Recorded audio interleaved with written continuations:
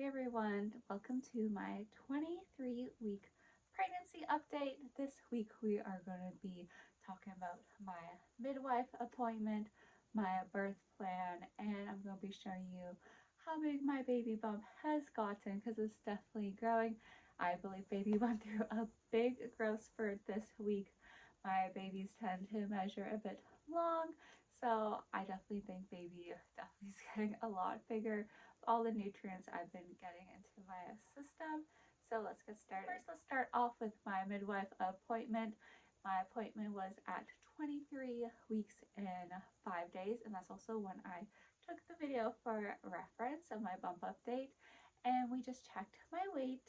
This is optional. I decided to check it because I just like to know for personal reasons, and I have gained 10 pounds, so it is a bit on the smaller side, the recommended amount, but 24 weeks is about 14 to 16 pounds. However, I think I just gained a bit less because originally baby was measuring a bit smaller. I also just started this pregnancy at a little bit of a higher weight. That's just my body deciding, okay, I have enough fat stores. We're only going to be really putting on actual baby weight. So I think that's what's going on, and my midwife was not concerned. I do have to do the glucose test, which is optional, but I just like to do it for safety reasons, of course, and I do have to get the RH shot because I am O negative. So we just talked about that at the appointment. Baby's heartbeat was great, and the fundal height was also perfect. So that appointment went really smoothly. I'm going to add my bump update now so you guys can see.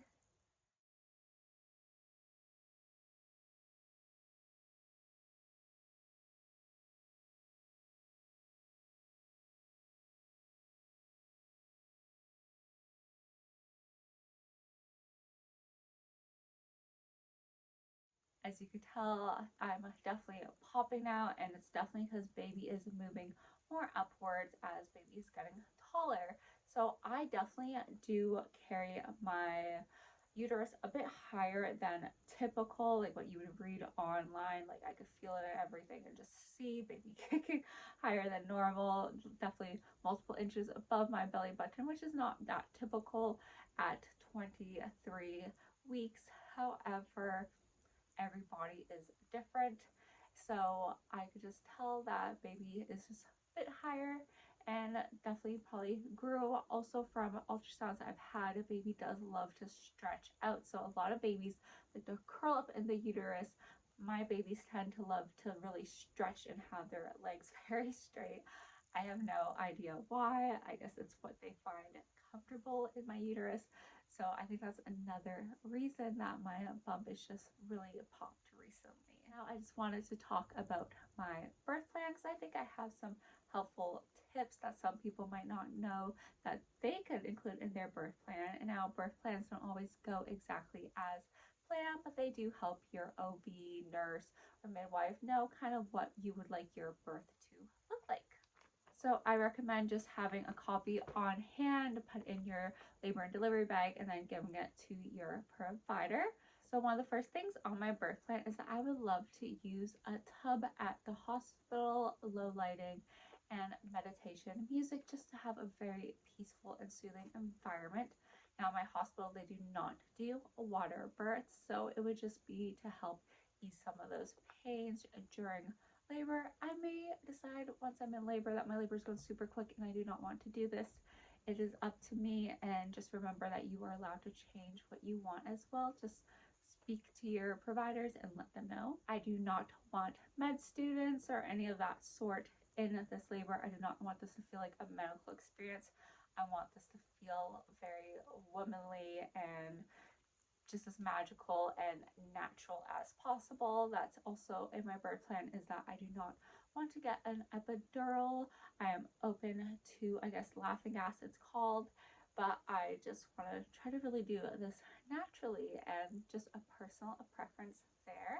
I would also like to avoid a catheter, and I just think I'll be a lot more comfortable without one in. I also just listed some medications I do not want to be offered or take, like morphine. And if you are allergic to anything, make sure you have that in your birth plan as well, just so they are well, even though it may be in your chart. I also want to just provide that information just to be on the safe side. I also have that I just want to do skin to skin and delayed cord cutting, which is pretty typical at most hospitals, but this is a new hospital I am delivering at, so I just added it to be safe so they know what I would prefer. I do list that I am open to a C-section if necessary, because at the end of the day, the goal is to get out baby and keep baby and mom healthy. So if an emergency comes up, I want them to know, you know, you don't have to give me a whole speech about it. Let's just do whatever is going to get baby here safely and also keep me safe, because I am the mother of 3 other kids. So that's very important that my safety is also a factor. And I also just let them know that this is my 4th pregnancy, so I know what my body is going to be like during labor, kind of what to expect, and just to please listen to me, because I know what's best for me. And you really do have to advocate for yourself sometimes, because hospital protocols and staff, they don't all have the best intentions. We like to think that nurses and doctors love their job and that what they're doing really does make them happy, but I've had some bad experiences. So make sure you do advocate for yourself. Spouse or birth partner does as well. Anyways, that is everything for this update. I hope you guys found this video helpful. If you have any comments or questions, leave them down below and I'll get back to you as soon as possible. Bye.